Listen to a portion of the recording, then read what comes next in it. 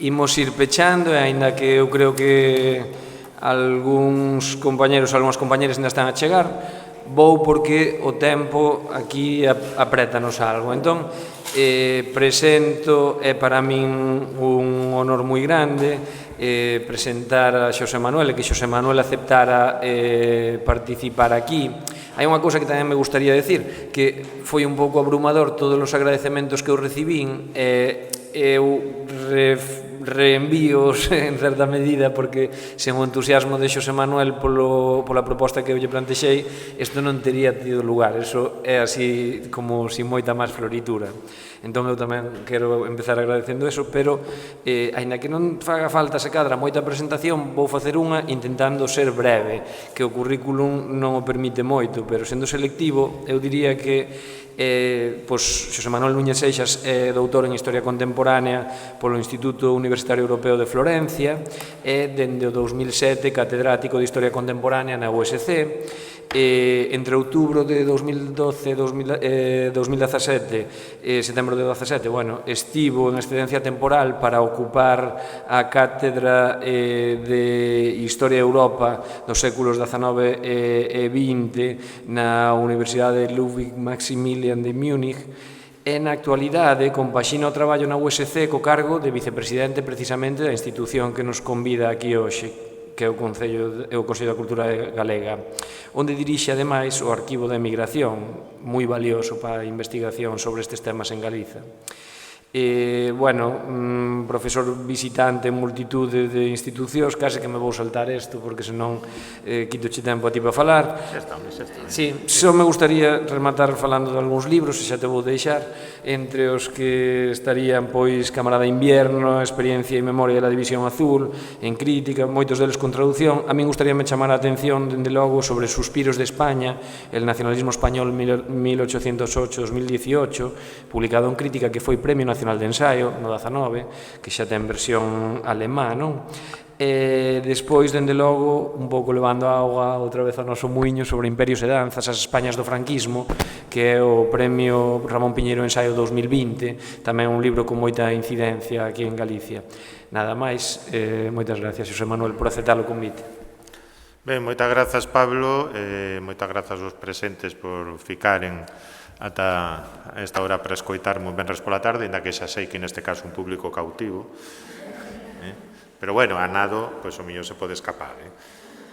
Cando Pablo, pois no seu entusiasmo mesmo compartido, pois me propuxo dar a palestra final, me pediu pois un que, realmente deixoume escoller o tema, eu propuxenlle sempre moi alegremente, pois mira, mellor unha visión de paxaro, dende arriba, podemos facer un mapear o exilio republicano español e velo dentro do ámbito do amplo antifascismo europeu, e como adoita acontecer con estes títulos que se dan así en intres moi optimistas, despois un dase de conta do tremendo lío no que se meteu. Co cal, pois o que farei será dar unha serie de pinceladas comparativas, máis cunha comparanza sistemática, e depois pasar tamén a tres aspectos que penso que ilustran, digamos, algúns desafíos metodolóxicos, teóricos, historiográficos no estudo do exilio republicano, con un eido moi amplo, un eido, ademais, no que se combinan olladas moi diversas e perspectivas transdisciplinares. E, por suposto, falar o derradeiro sempre ten a vantaxe de como se pode beneficiar de todo o que escoitou e aprendeu dos colegas, e a desavantaxe de que, ao mellor, podo ser repetitivo. Ben, como dixen, cando me puxen a materializar un pouco o que foi un título ocorrente, decateime do problemático que era comparar o exilio republicano español con outros exilios antifascistas. Mesmo non son antifascistas, ou mesmo mixtos, como despois explicarei. Por qué? Porque a miña conclusión sería moi provisional de que o exilio republicano español ten aspectos comparáveis con outros, moitos aspectos comparáveis con outros exilios antifascistas e non antifascistas, pero que en conxunto é sumamente peculiar. En conxunto é o exilio por antonomasia, un dos exilios por antonomasia do século XX, xunto co exilio da Guerra Civil Rusa, xunto co exilio ruso branco, que obviamente non é un exilio antifascista, ainda que tenga algunha componente por aí. Por que é sumamente peculiar?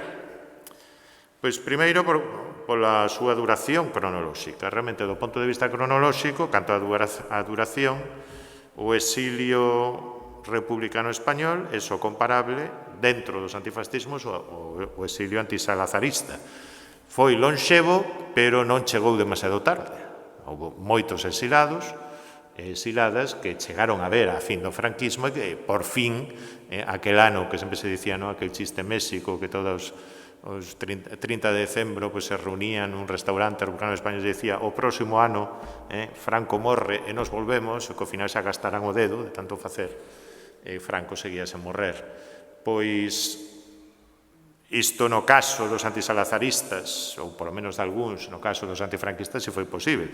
Outros exilios extinguíronse e non deixaron legados moi diversos, pero realmente pasaron a excluirse como un azucre, como é o caso do exilio dos 3 millóns, cando menos, de rusos e rusas e diversas nacionalidades do Imperio Tsarista, que se esparexeron no exilio. No 1991, prácticamente ningún puido volver a Rusia.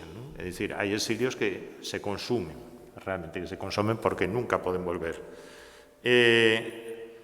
Tiña, ademais,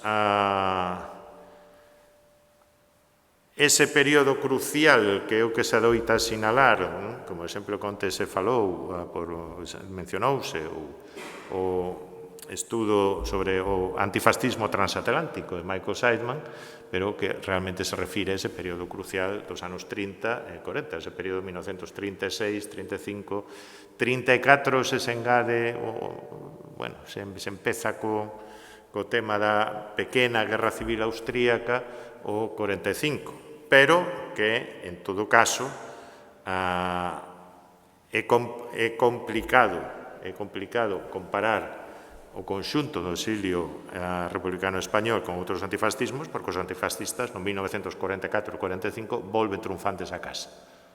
Algúns fican, algúns morreron polo camiño, pero volven a casa. Xa non, o antifascismo convértese en doutrina de Estado en moitos casos, pero os exilados republicanos españois e os antisalazaristas pois non poden. Algúns van podendo, pero obviamente agachando a cabeza. Ademais, a diferenza doutros exilios, do italiano, ou mesmo do ruso, o exilio republicano español non se reduce ao período 1936-39. Obviamente, os maiores contingentes saen, abandonan España entre xaneiro e maio de 1939, coincidindo basicamente coa conquista de Cataluña por exército rebelde. Pero hai un pingar constante de pequenas vagas de exilados sucesivas. Do mesmo xeito que no agosto do 36 xa hai exilados que chegan a América por moi diversas vías, ou a través de Portugal, etc. Despois hai guerrilleiros, sobre todo cando o PC decide eliminar a estrategia da guerrilla antifranquista, que polos montes, por diversas vías, van chegando a Francia, pescadores, as fugas aquí dende Galicia, a vía máis rápida que era Francia era chegar a Bretaña por mar, en liña recta, que se producíronse sobre todo no 37, pero algunhas tiveron lugar mesmo no 40, fuxidos, esa categoría híbrida, xente que vivía no monte, que consegue pasar a Portugal, que despois consegue embarcarse con a axuda de cuáqueros, de antigos emigrantes, etc.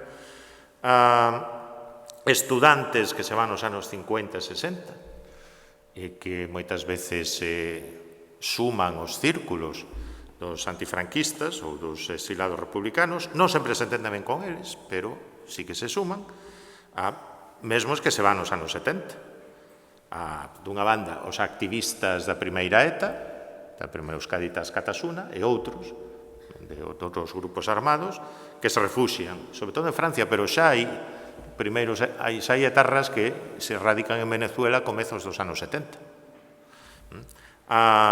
Os que fuxen das vagas de folgas e conflitos laborais, por exemplo, a folga de Ferrol as folgas de Ferrol e Vigo, no ano 72, tamén acaban moitos deles, deses refugiados, sobre todo, acolléndose a hospitalidade dos camaradas comunistas, neste caso, sobre todo, pero tamén algúns socialistas franceses, pero, sobre todo, polas estruturas creadas polos exilados. E nisto hai semellanzas xenéricas, se se quere, co exilio antisalazarista. Pero no exilio antisalazarista, sobre todo, as saídas se producen entre os anos 60 e 70 e que son, nomeadamente, os prófugos do servizo militar. Que isto tamén é outra, hai refugiados, hai prófugos, hai xente. O norte de Portugal encheuse de galegos no ano 37 e 38. Pero non todos era por republicanismo, era xente que fuxía da guerra, que era diferente, e que despois valoraron se voltaban ou non. En segundo lugar, do meu punto de vista, o exilio republicano español tamén é, no mapa dos exilios antifascistas europeus, peculiar polas súas enormes dimensións. Obviamente, estaban o exilio xudeu alemán, o exilio antifascista austríaco e tamén alemán, os antifascistas italianos, os antisalazaristas, pero estamos a falar, en todos estes casos de contingentes, ben máis reducidos.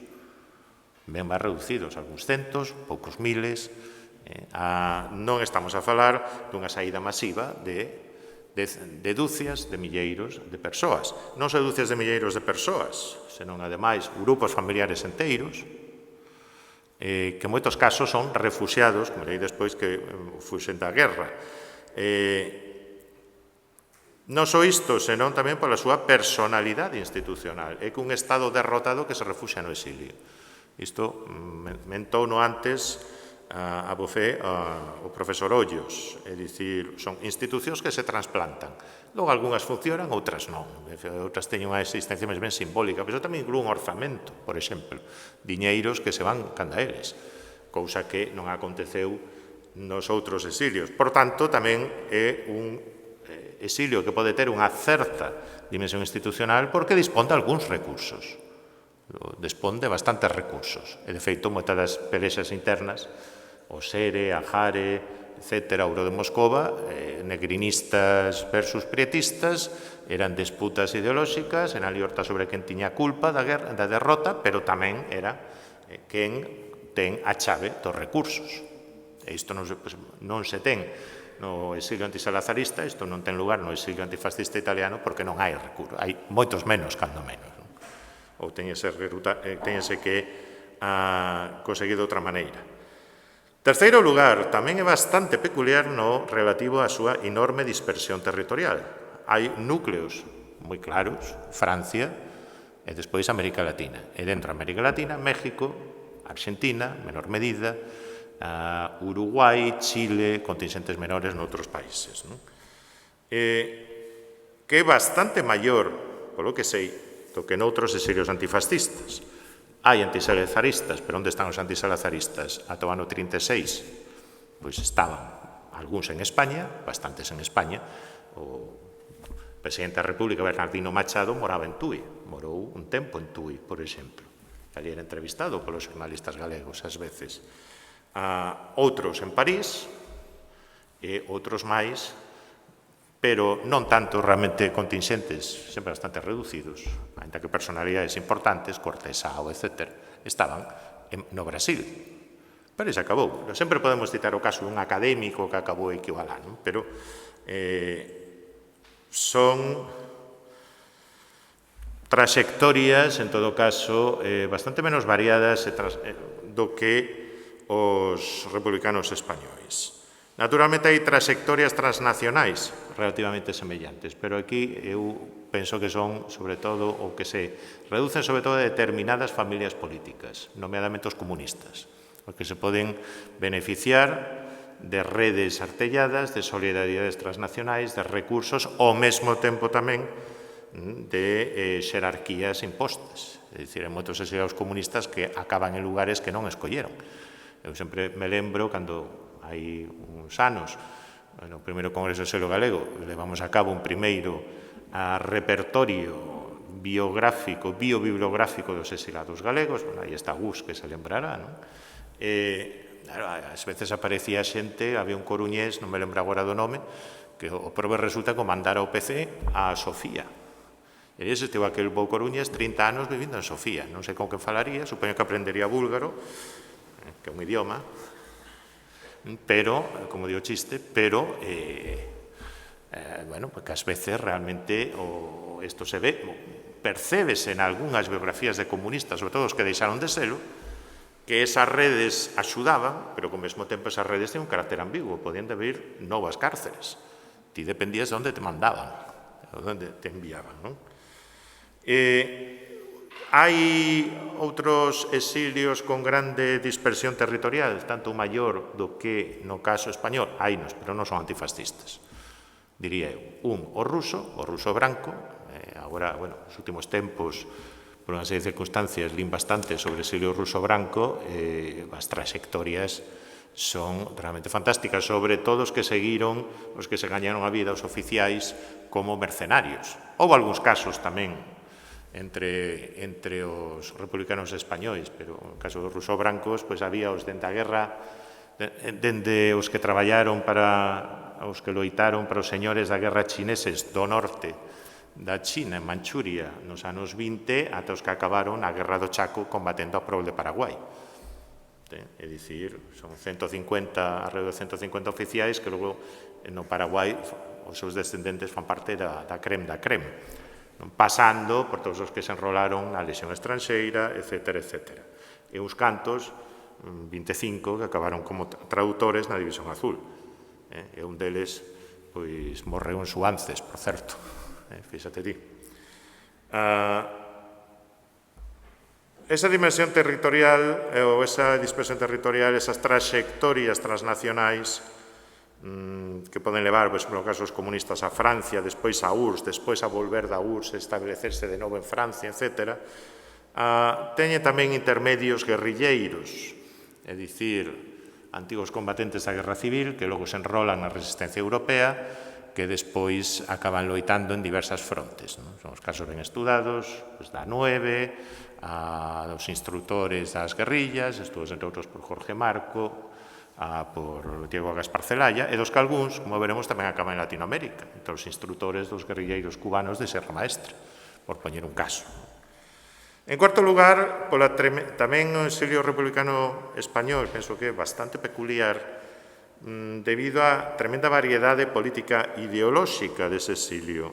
Dende logo, moitísimo maior do que no caso do antisalazarismo, onde a forza principal é o PC. Por qué? Porque o salazarismo ten a flexibilidade para incorporar moitas familias políticas liberais, conservadoras, republicanas, porque Portugal chega a ser unha república, con eleccións máis ou menos, bueno, máis ou menos non, totalmente amañadas, pero mesmo algúns dos exilados que despois colaboran cos republicanos españoles nos anos 60, caso do famoso Drill, o directorio revolucionario ibérico de Liberación, pois entre a trayectoria de Xosé Soutomayor, exilado, combatente da República, que despois estivera en Auschwitz, comprometido coa resistencia, e a trayectoria do capitán Enrique Galvao, que é a parte portuguesa, un oficial colonial, partidario de Humberto Delgado, que Humberto Delgado presenta as eleccións contra o candidato salazarista, e despois entón empeza a ter problemas con Salazar, pois había un mundo de diferenza, e iso evidenciouse despois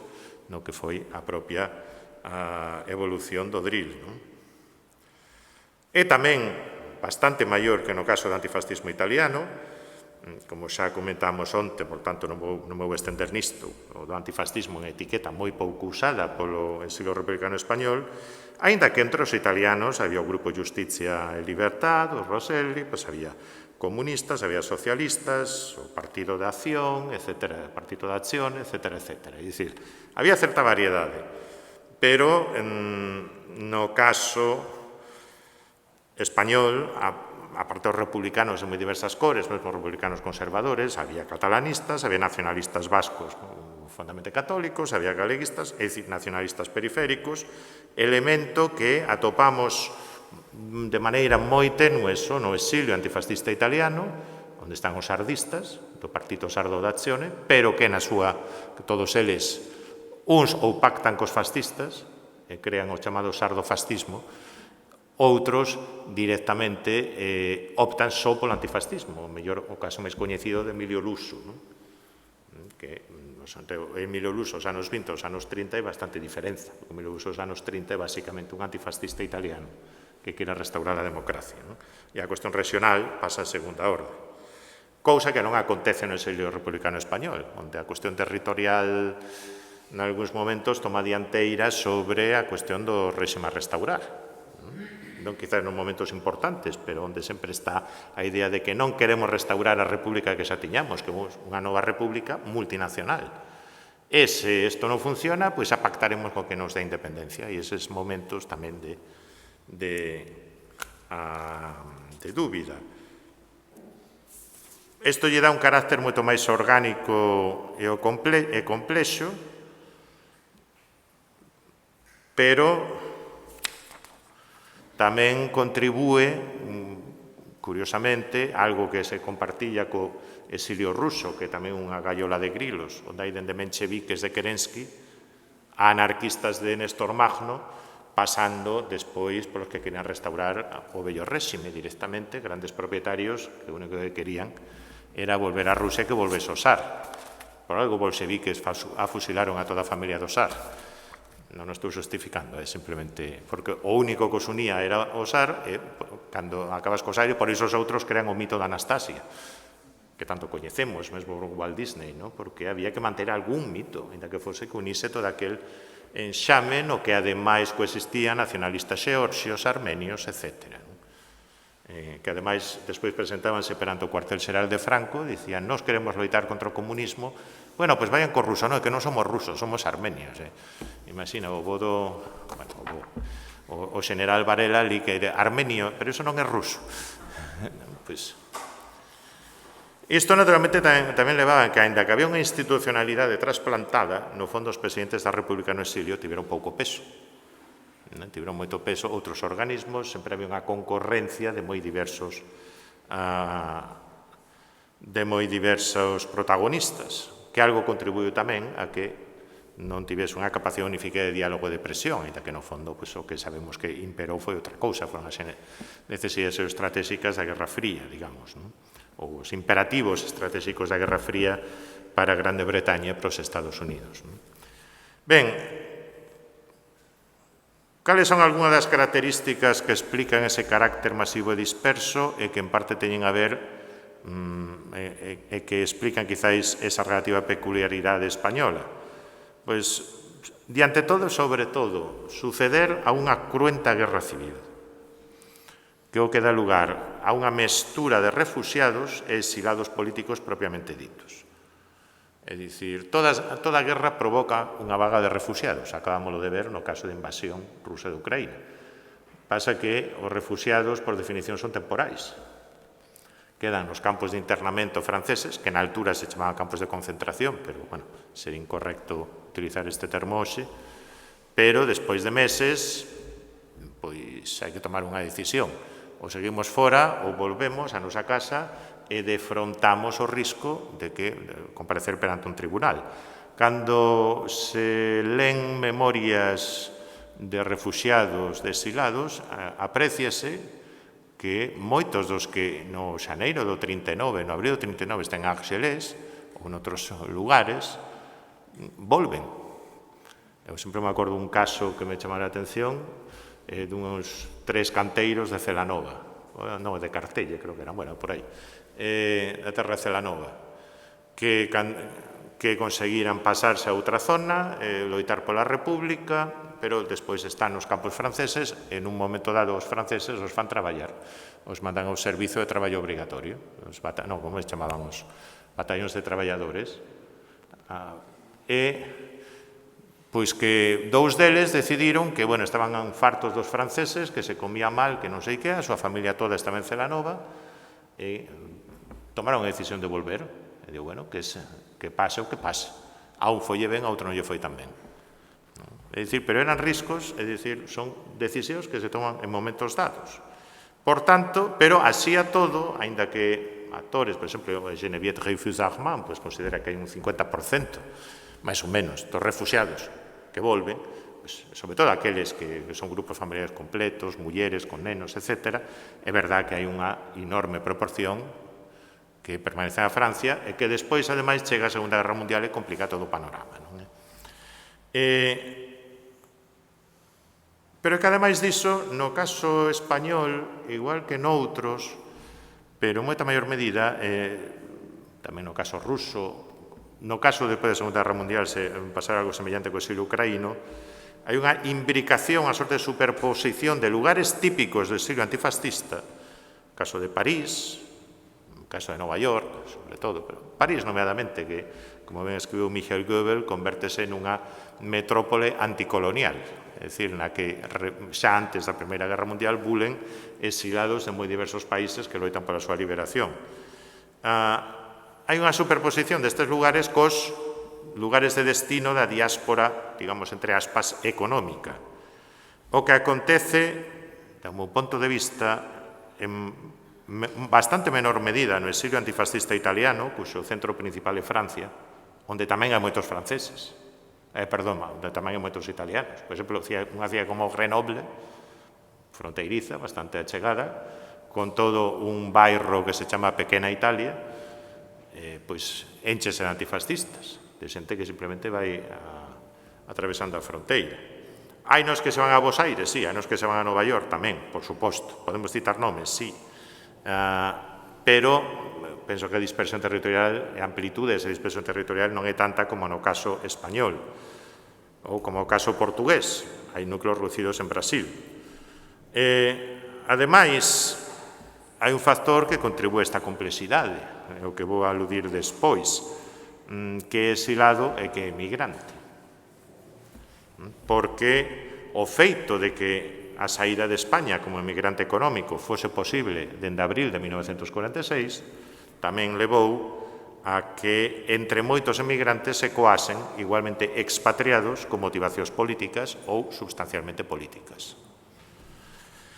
Porén, esas novas vagas de exilados procedentes do interior,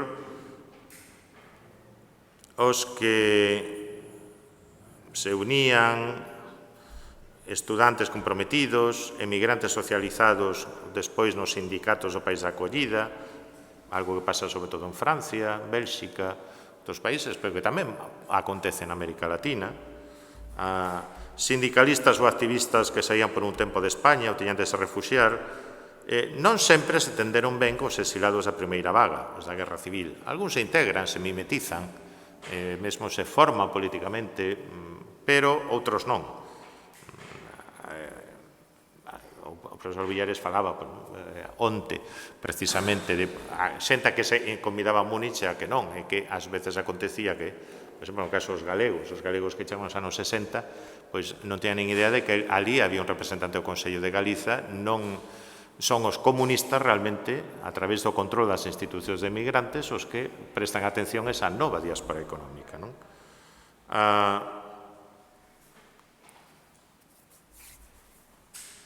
E, de feito, a componente emocional e xeneracional do primeiro exilio republicano fixo moitas veces pouco permeable as propostas de aggiornamento, as propostas de diálogo que viñan do interior, agas núcleos que sí se deborcan por ese diálogo político, mesmo cos antigos franquistas.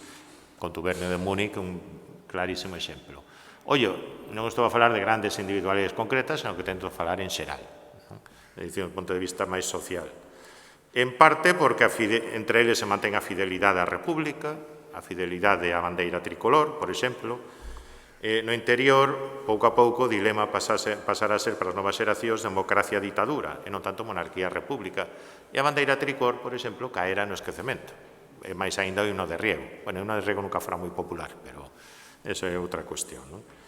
Porén, tamén é certo, obviamente, que algunhas formulacións dese primeiro exilio despois se trasplantan ao interior, con retorno nos anos 50. En varios casos que se poderían citar, pero é sabido, por exemplo, que un dos inspiradores, digamos, do primeiro Jordi Pujol, do grupo Cris Catalunya, etc., todo o que vai levar esa corrente social cristiá e accidentalista, digamos, no que se refería ao estatus político de Cataluña no futuro provén dos cuadernos del exilio de Ramón Galí. É dicir, aí sí que hai unha influencia bastante medible, non?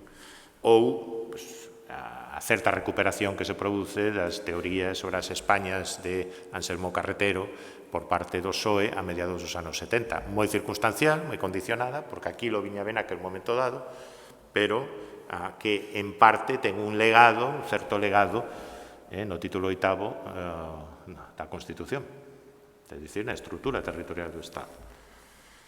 Ben, isto canto a perspectiva comparativa que é simplemente, bueno, onte falouse con todo o uso de detalles sobre Luis Soto, exilio galego en México, con esclarecedoras aportacións sobre as datas en que saíron algunhas revistas, pero está claro que, bueno, a evolución dunha parte pequena, pero, bueno, significativa, dos exilados galegos en México, Luis Soto, despois ten a ver aquí coa fundación da UPG.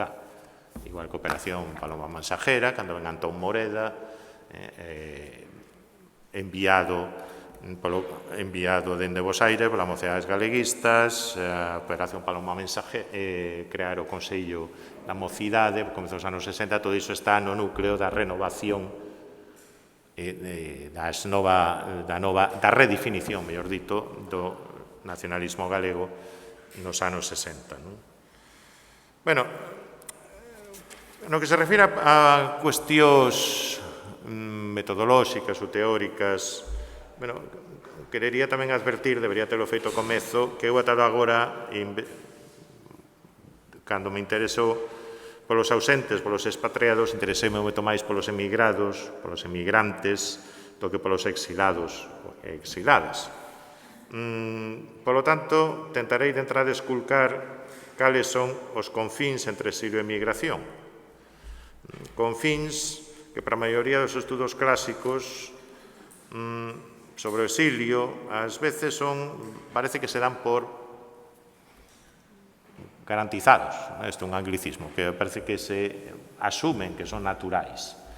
E, bueno, son naturais ou non. De entrada, se ollamos os diversos exilios europeos antifascistas e mesmo profascistas europeus na América Latina e na Europa de entreguerras, eses límites non son tan claros.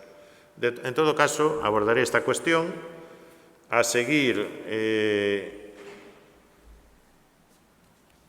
tamén diría que se ten conta das categorías flexibles, pouco definidas, das que facían uso os propios protagonistas ou as autoridades estatais e os observadores e historiadores, tamén a fronteira entre migrante e exilado era, cando menos, confusa. Se plantexamos os exilados cuestións semellantes ás que plantexamos os emigrantes ou os migrantes, mellor dito, tamén podemos ver que hai, ás veces, casos bastante fronteirizos. Sobre todo, por que? É unha decisión colectiva, é unha decisión individual, é unha decisión familiar, é unha obriga perentoria. Cal foi o papel das redes sociais, das organizacións e das institucións, como facilitadores ou vehiculizadores do éxodo individual ou grupal? Ben, é certo que non é o caso dos últimos 20 anos, pero que ás veces no estudo de exilio había perspectivas bastante idealizadoras, perdónseme se o digo así. É dicir, os exilados eran os irreductibles, os que mantiveran ergueito o pabillón da República, a tradición das liberdades, etc. Pero é que despois se falaba dos antigos residentes, dos novos emigrantes que chegan no ano 46, como, lembremos aquel clásico estudo de Michael Kenny sobre México, viñase a dicir, bueno, os exilados van por un lado, agás núcleos moi concretos, os emigrantes ían polo outro. Bueno, sí e non. Xa sei que isto é moi galego, pero bueno, é de Ourense ainda máis. Sí e non, porque primeiro o estudo de Kenny, no seu momento, sentou un paradigma moi baseado, quizás en exceso baseado na experiencia mexicana, e non tanto noutros núcleos do exilio. Segundo, porque esas fronteiras metodolóxicas entre exilados e emigrantes, como xa dixen, son, cando menos, excluídas. O exilio republicano español, como xa dixen, ata comezos dos 40, foi unha mestura de refuxiados que enfusían da guerra das súas consecuencias, soldados republicanos e exilados político-intelectuais. Como xa dixen tamén, moitos dos refuxiados retornaran, sobre todo grupos familiares. Isto marcou unha diferenza fundamental, como xa dixen, fronte italianos, portugueses alemáns, austríacos antifascistas, etc., que non podían inserirse nese pingar continuo. A maiores, moitos soldados do Exército Popular da República eran soldados de leva, sen grandes principios ideolóxicos. Moitos outros forano tamén nun comezo, certamente, non tiñan grandes principios ideolóxicos, pero foran socializados nos valores do bando republicano durante os 3 anos de guerra. A experiencia de combate contribuiu a facer deles socialistas, anarquistas ou republicanos a secas. Moitos tiñan orixe precisamente en emigrantes económicos. Os segadores que recrutou Santiago Álvarez para as milicias galegas, que estaban alrededor de Madrid en agosto do 36, eran señores que foran facer a ceifa do trigo, colleunos a guerra e non podían volver a Galicia. Entón, Santiago Álvarez conta nas súas memorias unhas cousas que fai, e ilos buscar e dicir a maneira máis rápida que tedes volver a Galicia que a República gaña a guerra, así que entrade as milicias galegas e iso converte despois no quinto rexemento. Moitos galegos que están fora, píllaos, colleos simplemente a guerra en zonas republicanas. Son mariñeiros que traballan en Cartagena ou en Cádiz, que están na frota da República, etc. Son case exilados por azar xeográfico. Non sabemos que teria acontecido se estivesen en outro lugar. Podían retornarse o desexaban? Pois algúns fixeron, despois, como xa comentei antes, asumiron ese risco despois do 40. Pero as trayectorias aquí foron moi diversas. É sabido que o réxime franquista promulgou algunhas amnistías, a do 46, que houve xente que se acolleu esas amnistías, que creu nas boas palabras do réxime, pero aínda nos anos 50, pois un socialista galego que estaba, non recordo agora o nome, que estaba exilado en México, que pensaba que esqueceran del, a finais dos 50 volve a Santiago de Compostela e os 3 días decide que non pode aturar porque o recoñecían pola rúa, porque un garda civil o increpa, porque un antigo falanxista o recoñece. En troques, vais a Madrid, conta nas súas memorias, vais a Madrid e resulta que ali, máis ou menos, pasa inadvertido. É dicir, non era o mesmo volver á aldea onde todo o mundo te coñecía que ir a Madrid, a Barcelona ou a un centro urbano onde podías pasar medio inadvertido. Que facer na Francia ou ben na Alxeria ou Tunisia? Pois moitos establecéronse, por exemplo, no sur de Francia. Houbo bastantes casos. Outra de agora apenas, no famoso libro aquel de Javier Rubio, fala de algún caso, pero houbo moitos refuxiados que se buscaron a vida. E unha das cousas que fixeron moitos foi traballar como xornaleiros agrícolas e despois dun tempo acababan casando coa filla do patrón. Isto tamén aconteceu no norte de Portugal con moitos galegos. En fin, algo moi típico das guerras, se alguén leu as aventuras do bravo soldado Sveig, pois exactamente o mesmo. Moitos prisioneiros austrohúngaros despois ficaron en Transilvania, en Romenia, por esta vía.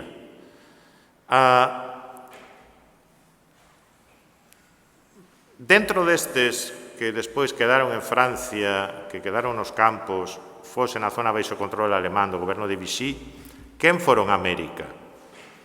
Aquí poderíamos establecer unha semellanza ulterior cos migrantes. Os avanzos no estudo migratorio nos últimos tempos redúcense en que antes pensábamos que a migración era un deus ex máquina que se resolvía por un diferencial entre recursos e poboación. Hoxe en día, a tendencia a considerar que non emigra quen quere, senón quen pode. E, do mesmo xeito, moitas veces non se exilia sempre quen quere, senón quen pode. E no caso dos barcos de América, pois non partiu sempre quen quería, senón quen podía. É dicir, algunhas memorias, estou a pensar, por exemplo, nas memorias de Ramón de Valenzuela, cando fala de como era o de ir a Bordeus e tentar embarcarse en algún dos barcos que saían cara a América, pois que aquilo era descarnada loita polo vida. Ou ben tiñas carné do partido, había cotas por partidos, do partido tiñas un número, digamos, na lista da garda que te permitise ir, ou ben coñecías a alguén. Ramón de Valenzuela afirma que houve xente que se embarcou pois, porque eran do Carballiño e despois resulta que o tipo que seleccionaba ali a xente era do Carballiño. É dicir, bueno, o de sempre, non? Unha sociedade de mediacións que tamén se expresaba nesas circunstancias.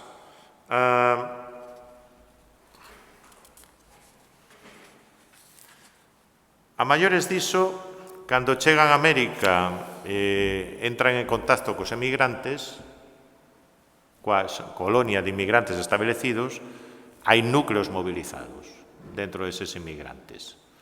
Non son moitos deles, deses núcleos movilizados que formaran ou que estableceran, digamos, as diversas sociedades, comisións, etc., de apoio á República, non eran exactamente exilados antifascistas como eran os outros, pero mellor foran prófugos do servizo militar durante os anos 20, para fuxir da guerra de Marrocos, ou eran exilados locais, é dicir, xente que sufrira por, estou falando sobre todo a partir de casos galegos, pero podríamos citar máis, xente que sufrira algún tipo de represión local, mesmo penas de desterro,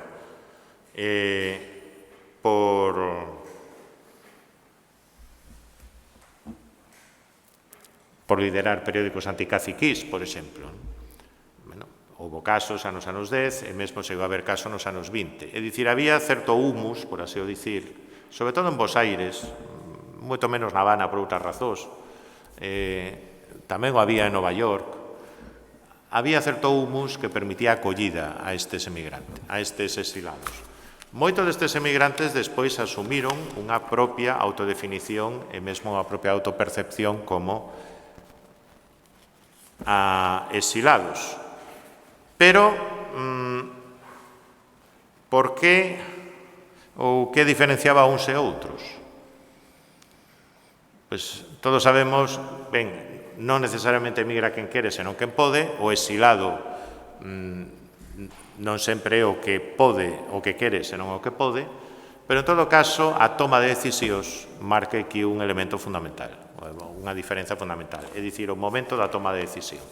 Se consideramos que emigrar e mesmo exilar ás veces pode ser unha decisión que se toma nun momento determinado, as opcións que se ofrecían aos exilados eran moitísimo máis reducidas. Primeiro punto. E segundo punto, as opcións de retornar tamén eran moito máis restringidas.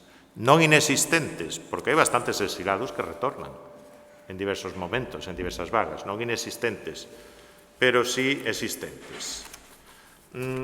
Que pasa entre migrantes establecidos, mesmo sectores movilizados e exilados? Bueno, onte puxéronse xa bastantes exemplos, non vou incidir neles, pero que sí é certo que hai diversos modelos de interacción entre comunidades de inmigrantes e os exilados que se incorporan ou tentan entrar en contacto con elas, dependendo do seu grao, dependendo da súa dimensión, dependendo da natureza das elites, dependendo tamén da presenza de elites entre as institucións de migrantes identificadas coa República.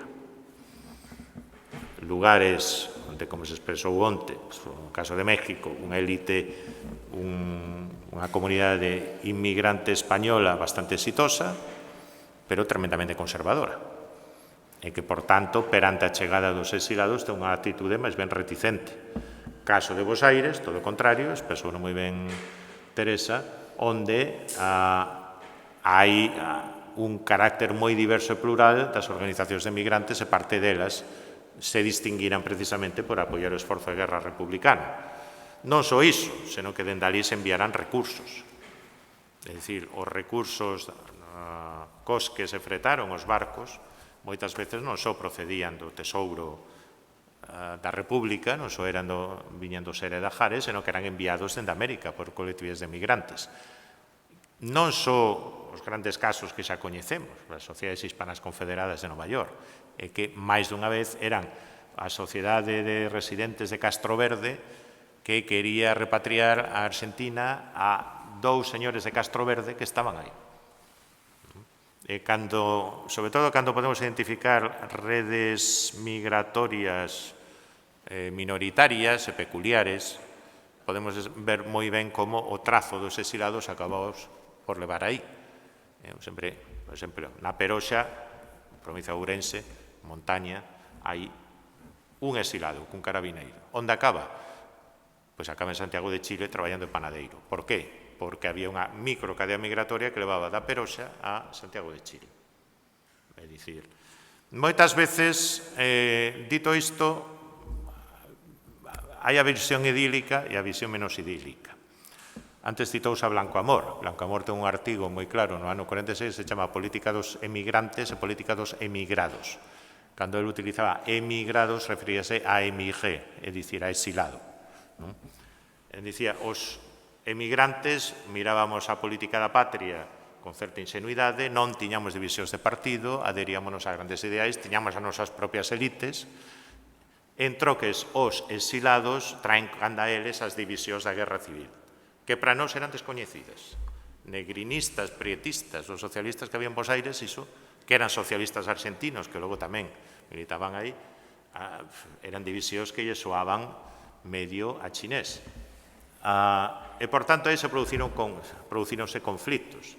Producíronse conflitos non só por discrepancias ideolóxicas, que tamén, senón simplemente por a necesidade de acomodar novas elites. Estas novas elites moitas veces provocaron escisións, tentaron crear novas organizacións e incidiron, sen dúbida, nas dinámicas societarias. Ora ben, que pasa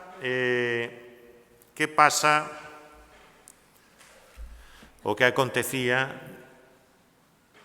no nivel non institucional? É dicir, claro, cando miramos as comunidades de inmigrantes, como nelas iniciamos exilados, non deberíamos esquecer que as sociedades de inmigrantes acollían, representaban a non máis dunha cuarta parte, con sorte, no mellor dos casos, dos cabezas de familia. A maior parte dos cántabros, dos montañeses, como se llama daquela, en México non estaban no centro montañés. Bueno, non sei se existía, supoño que sí, ou no centro español. Facían os seus negocios, etc. Cos galegos pasaba igual. Ás veces algunhas sociedades locais tiñan un maior nivel de implantación. A cuestión é que moitos exilados, nisto aquí baseome estudos de Clara Lida, de Tuñón e doutros, de Enriqueta Tuñón, non de Tuñón de la...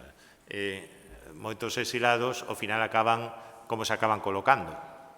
Algúns, grazas ás axudas dos recursos, etc., crean compañías. Sí, pero outros, ao final, acuden aos coterráneos. E os coterráneos acóllenos na maior parte das veces. Podían ter as súas discusións, pero, a ver, eran brancos, eran europeos, eran do lugar, podían ser medio parentes, eran coterráneos, e, a fin de contas, fiábanse máis deles que non da man de obra local, co cal ven as filloas. Entón, isto tamén engade ese certo matiz, as diferenzas entre os debates entre inmigrantes e exilados moitas veces eran superficiais, o que despois había unha certa ósmose, o que tamén explica outra cousa. Bueno, onte falábamos disso, que moitos exilados acaban por asumir moitos dos valores das sociedades de acollida e tamén por trasladaren eses valores a maneira en que eles imaxinan o futuro da patria añorada. É dicir, acaban asumindo principios, pois antes alguén falaba do PRI, o Partido Republicano Institucional, pois acaba moldeando tamén as visións de moitos republicanos españois a hora de ollar cara a Europa. En parte porque, como ben sabemos, hai unha lei non escrita que di que todo inmigrante a que se acaba parecendo depois duns anos, basicamente a sociedade que migra. É dicir, pode seguir falando na lingua que deixou, mesmo con arcaísmos, recrear elementos gastronómicos, etc., pero en mentalidade acabase parecendo sobre todo a sociedade que migra. Naturalmente, isto tamén nos leva a plantexar, e con isto acabo, ata que punto houbo un influxo político duradoiro, digamos, dos exilados republicanos españois nos países de acollida.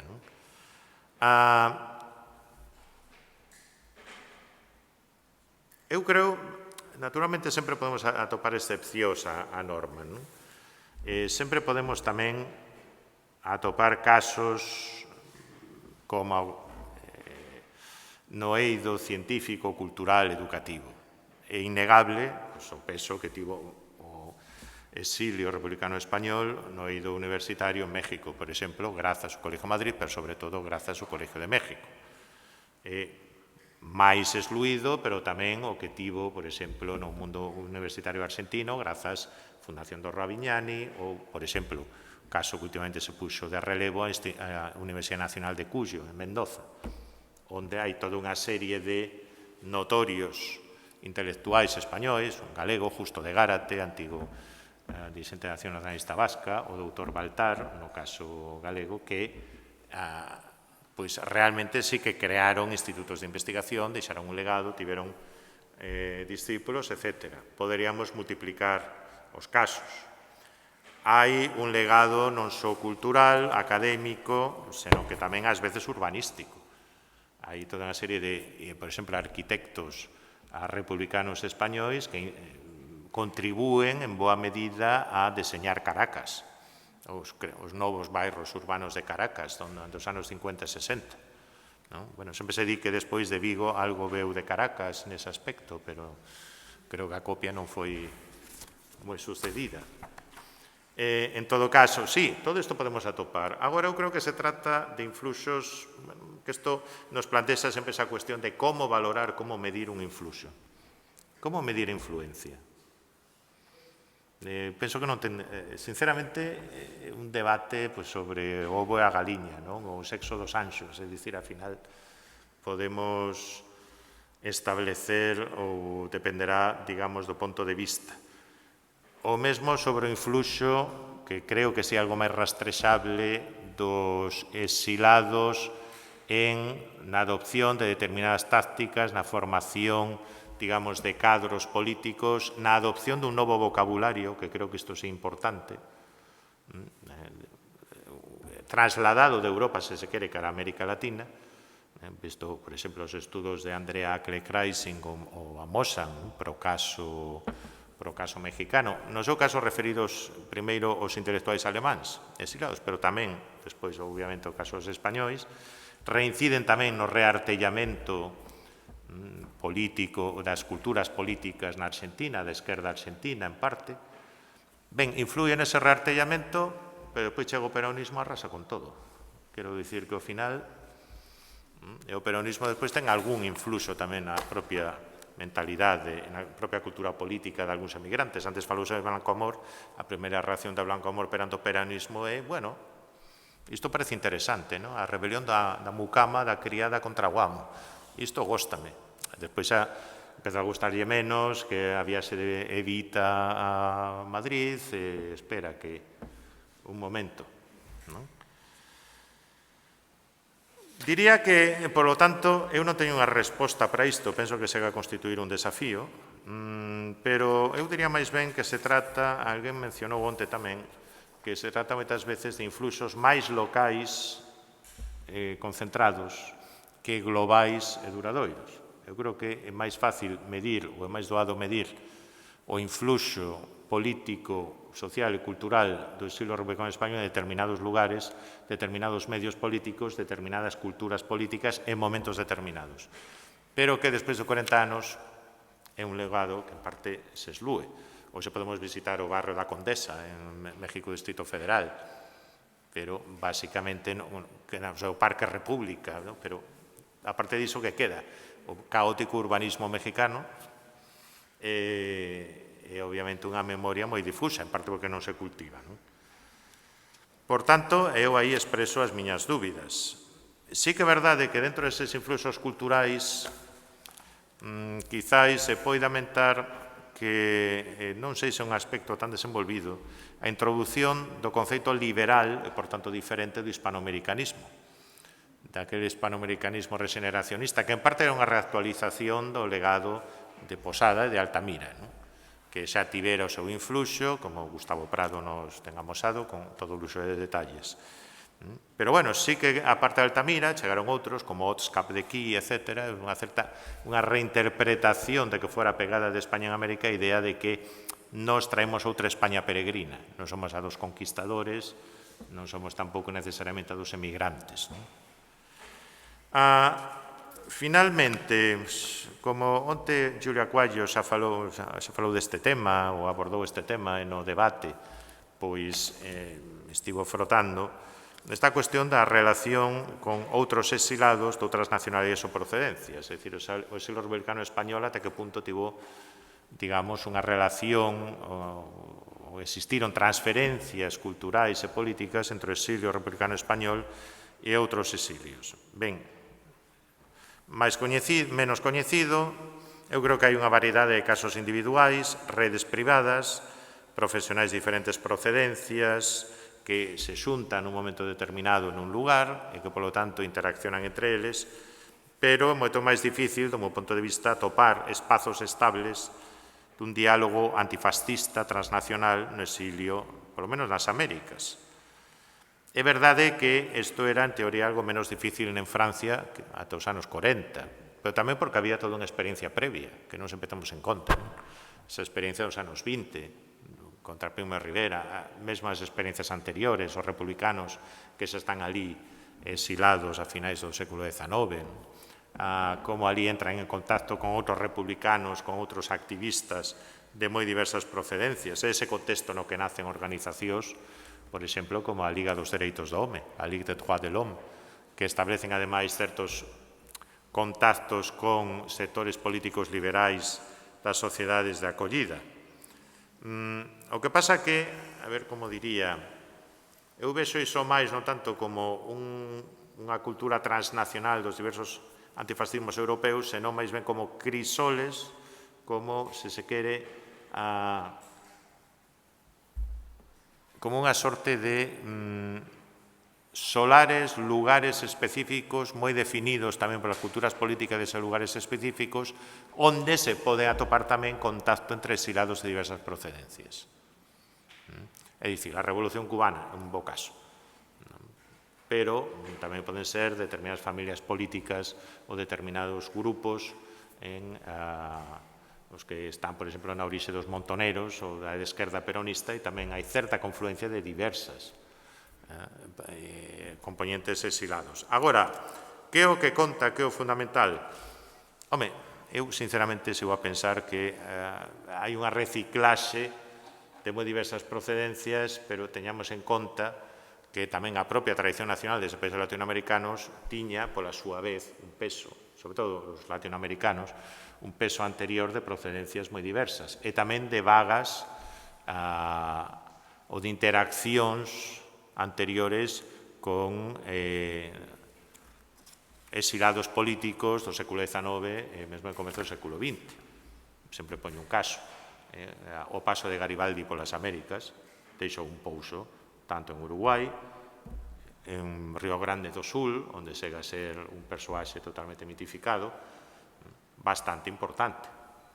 Pero isto tamén acontece, o que sei, no caso do pensamento demócrata norteamericano, o paso dos que na historiografía alemana se chamamos 48er, é dicir, os do 48 dos exilados alemáns da Revolución de 1848, tamén deixou certa influencia, sobre todo na evolución de determinados núcleos. Por tanto, ao final, e con isto se que acabo, a miña impresión é que os exilados e as exiladas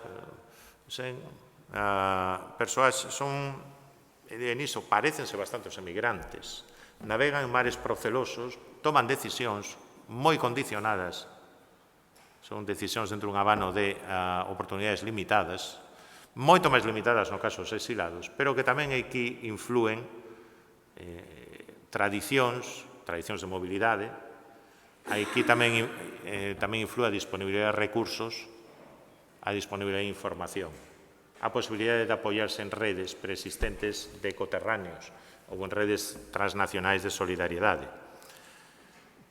E mesmo Así, non sempre podemos explicar por que determinados exilados se establecen en determinados países, sobre todo andando os anos 40. Ou sí, eu traio a colación unha carta que Alfonso Castelao, o líder galeguista emigrado, lle envía, ou lle fai chegar ao seu curmán Alfredo Somoza, que fora deputado de Izquierda Republicana, que estivera agachado, fuxido, despois agachado, case 9 anos, e que pois ten a oportunidade de atravesar o Atlántico por diversas circunstancias, e no seu destino intermedio Castelao fai chegar unha carta e dicir, mira, Alfredo Somoza dubidaba se ir a México, se ir aos Estados Unidos.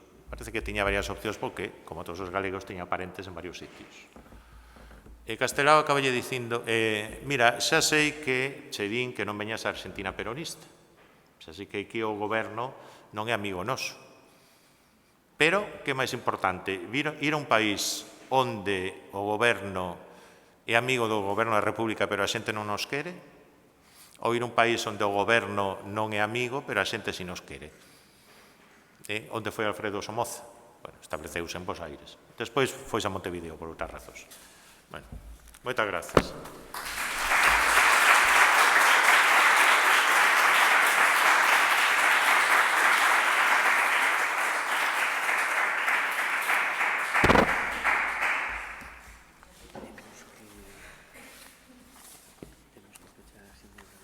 Sí, sí. Bueno, pois moitísimas gracias a Xosé Manuel pola cartografía que fixo e que funciona tan ben para pechar estas xornadas. Pola miña parte, nada máis que agradecer a todas e a todos a presenza destes días, tamén a xente que non está hoxe, dende logo as compañeiras que nos axudastes no son e máis coa imaxe, José Manuel e Rosa, que dende o Consello nos estiveron dando da parte de actividades apoio, Marcelino que estivo onte tamén aquí con nós. E nada máis, e para pechar, pois agora cambia de traxe Xosé Manuel e despídenos na súa condición de vicepresidente do Consello. Xa pensei que me exixíase máis un striptease, xa era pasarse, non?